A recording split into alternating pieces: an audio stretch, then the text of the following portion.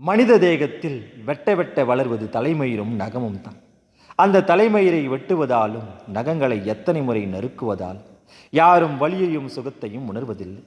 அப்படி இந்த உலகத்தில் வெட்ட வெட்ட வளர்வதும் வெட்டியதை வேறிடத்தில் நட்ட பின்பு முளைப்பதுமாய் இருப்பதும் பிறப்பதும் இறப்பதும் பல பிறவி செத்து பிழைப்பதுமாய் தெரிவதும் அது துளிர்ப்பதும் கிளைப்பதுமாய் தழைத்து செழித்து காய்ந்து சாய்ந்த பின் சருகாய் மாய்ந்து விறகாய் வீழ்ந்து எறிவதும் பருவத்தில் முதிர்ந்து வசித்தவருக்கு அதை பகிர்ந்து ரசித்து ருசித்து புசித்தவருக்கு அறுசுவை விருந்தாய் நல்ல மருந்தாய் இருப்பது எது?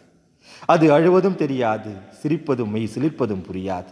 காலையில் மலர்வதும் மாலையில் மயங்குவதுமாய் மனத்தை வீசி பல வண்ணத்தை பூசி மென்மையாய் பெண்மையை கூட்டி வன்மையாய் வலிமையாய் ஆண்மையை தூண்டி உண்மையாய் உறுதியாய் காதலை காட்டி தேனை சுரைப்பதும் தேடியவரை ஈர்ப்பதுமாய் காய்த்து கனிந்து கருவை சுமப்பது எது?